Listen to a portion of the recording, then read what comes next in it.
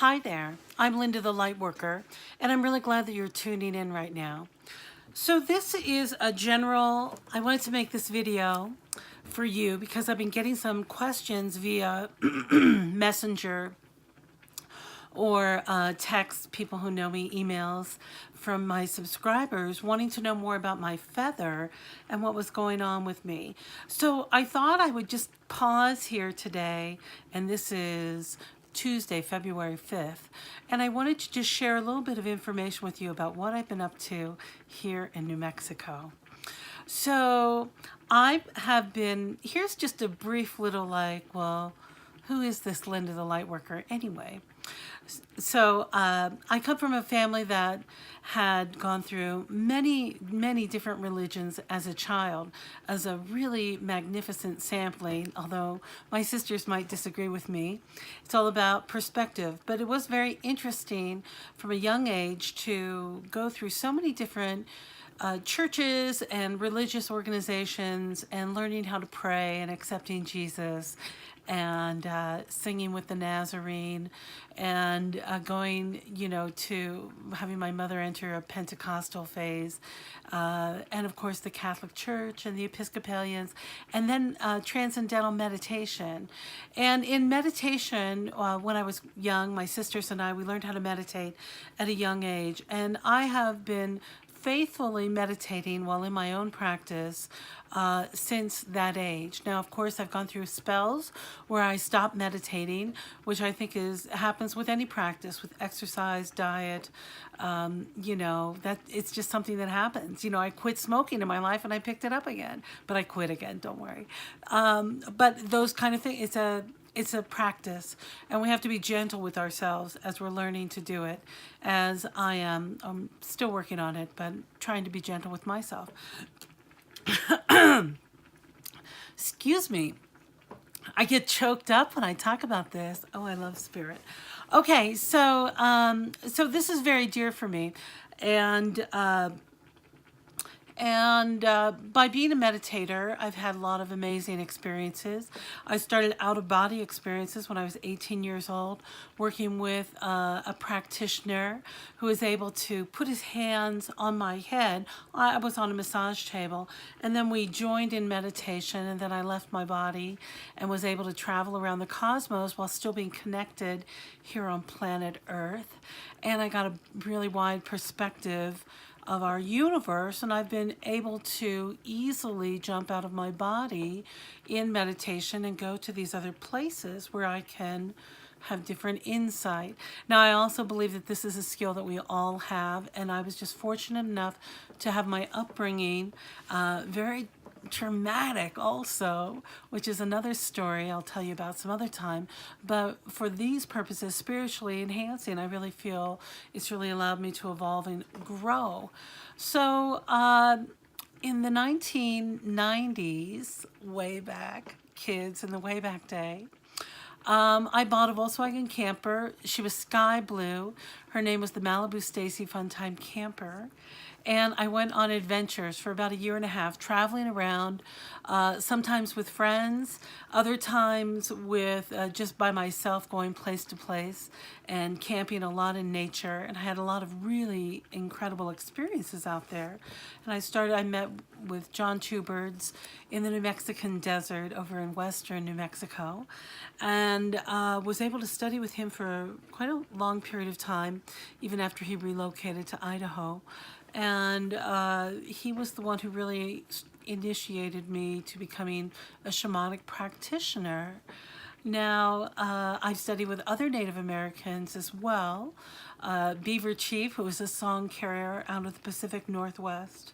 I also was able to attend many lectures with Johnny Moses, who was also out of the Seattle area, and a heroin using in those days, I believe, storyteller who just brought so much wisdom and such a kind soul, an incredible circle, gatherer of people. And I was able to do many different venues and explore, study with Native American elders and also grandmother Al. and Joan Casey, who's a Celtic shaman. And it was through that practice and my drumming, I began Native American drumming, where I learned how to do the shamanic journey. And that is guided through drumming. You are led to a spot where you're able to connect with the different realities, with the upper world, the lower world, and the world within, the lower, middle, and upper worlds, those big three. And and I have a gift of bringing my drum and drumming and leading people into the journeys. And I've been able to do that. I've held many, many workshops, and I really love teaching and drumming for others, even those, especially those who are very experienced and know how to leave their bodies already, holding space for them, grounding them while they go out and receive information for themselves and for others, and certainly for the community at large. Because in olden days, we used to gather in circle with our tribe, and we would share our stories. We would use talking stick, be respectful, pray for others. We would bring, photos of our loved ones, or a rock, or something symbolic to put in the center of the circle to be extra charged for energy, and take that away when circle was over. And I've been a part of circle, and I've led circle, and it comes back to my feather. So in the most recently, I've been carrying my drum abroad, and I'm a drum carrier, and I have been to the EU and the UK and spent quite a bit of time, and now I'm back in the United States. And while here in the Taos, New Mexico area, I've been very fortunate to study with one of the kindest and most loving shaman I've ever met, who is a Mayan medicine man and shaman, an elder. And I've known him for several years, and have been in circle with him, and been in healing circles where when one is not well, we put them in the center and we all just direct our energy. I get so excited just thinking about that, and how powerful that practice is when we're all together, giving this divine energy to each other. I'm tearing up because it's just the most beautiful experience that you'll ever be a part of. And because it's directing that positive healing energy that we all have into another with intention. And it's different for the receiver. Some people don't feel the energy when they're receiving it, but as I've mentioned in like Feldenkrais and other very gentle practices, it's in that silence that the healing actually happens. And I've seen miracles happen. Miracles happen in the sense of people might have come in with a very serious illness diagnosis, and then it may not be related, but a few months later, they're feeling much better. There's no more major illness. So, it's pretty powerful. And I feel strongly connected to this wisdom. So the shaman and I have been connected for a while. And it was only on this last visit in December when we were able to spend a few hours together and have some storytelling time, medicine time, circle time, and really initiation time. And because he is of the Mayan, the Native Americans of the Mayans, there are many things that are very similar, of course, to the North American Native Americans. But there are so many different things that I'm just learning about. So it's been quite a time of discovery, self-discovery, and me really stepping into my life purpose. Oh gosh, are you still here? It's already at 9 minutes. I hope you don't mind. I'm babbling. But I just feel like it's a nice time, a nice opportunity for me to state what my intentions are. So I'll tell you a little bit more.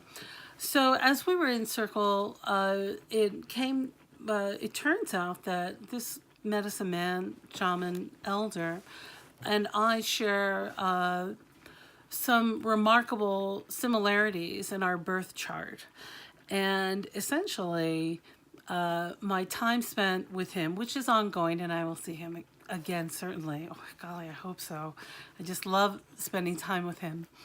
But he has officially initiated me into this feather tribe. Now, the feather tribe, I've been saying I've been in the feather tribe for a long time. Grandmother Owl gave me an incredible feather silver bracelet that I have somewhere in storage that I will find. I'm sad I don't have it carrying it with me. But anyway, Grandmother Owl has also initiated me into the tribe, and it is certainly a confirmation that now the question is, what is the feather tribe? Well, this tribe is an all-inclusive tribe.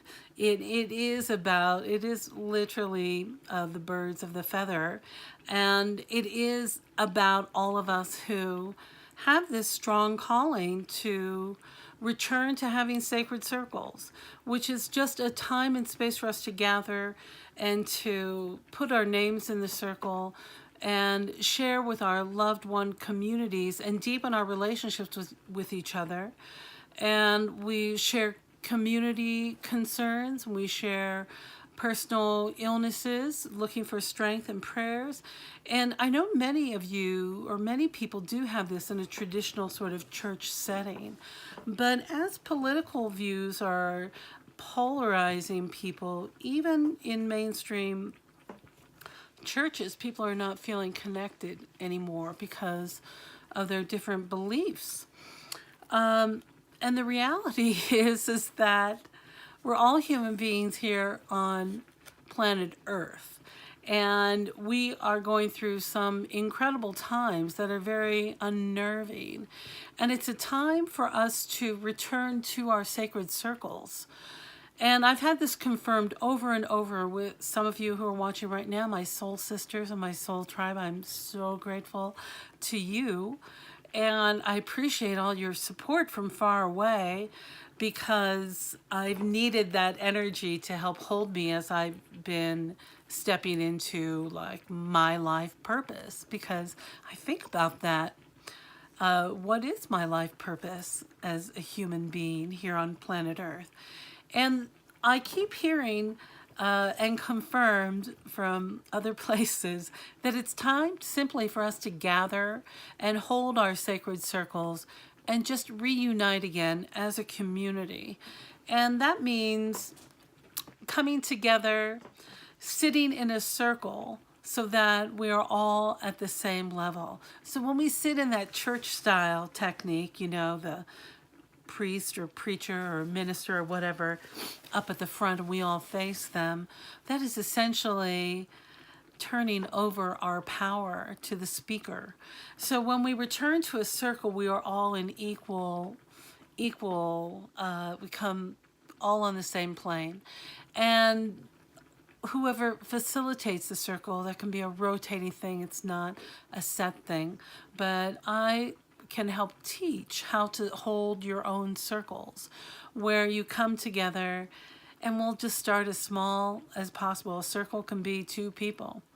And I've been a part of women's circles in the Pacific Northwest, which have been some of the most powerful and magical times of my life, when my soul sisters and I are sitting together, and after a good smudging to wipe off, we use the white sage smudging, so that we just release. That's a cleansing smudge. It helps release all the toxicity that we bring in, including our negative thinking or some yucky we might have picked up at work or at a grocery store or something.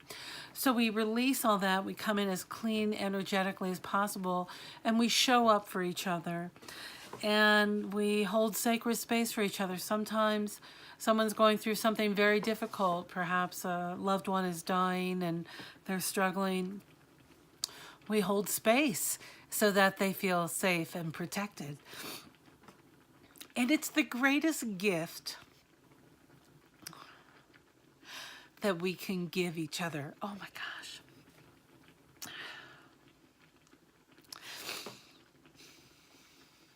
Sorry. I promise one day I'll learn how to edit. Or maybe I won't. Maybe I'll never learn to edit. I'm going to be okay with that. So my purpose is to, right now, to be helping hold sacred space. So this can be done, and we can, and that can mean a whole lot of things. So I'm in the Taos area right now until around the end of February, and then I'll be headed to Santa Fe for a month or so. And or it could be longer, but I'm willing. This is what I'd like to do. This is what my intention is, on my purpose, is that I'd like to be able to travel and see you and hold sacred space with you and with others, and to have this momentum of sharing this gift that we all need. You'll see how when we have the strength of our loved ones and community, and we build that trust, it is just the best feeling in the world. And knowing who, where your tribe is. It's a time to gather, and we need to bring together our human being tribe.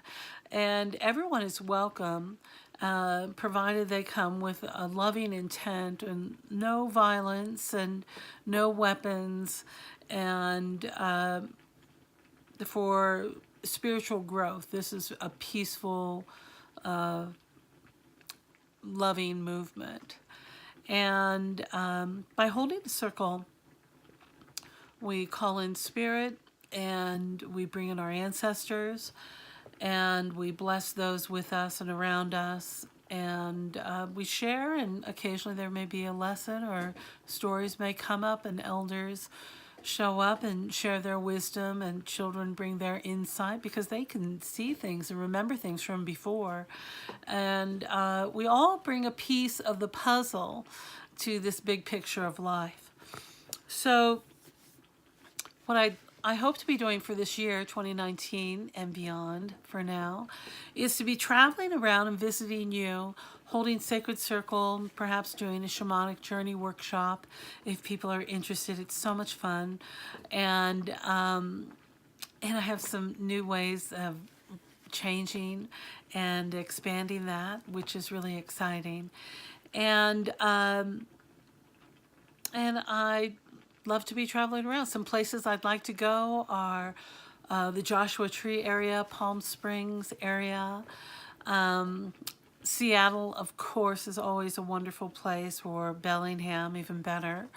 And Portland. And I have a great vehicle, but it's a gas guzzler, so I need to be able to afford to come to these places and hold sacred circles. So I'm open to going all over, and I certainly would like to go back to the East Coast at some point, maybe in the late spring, fly out there.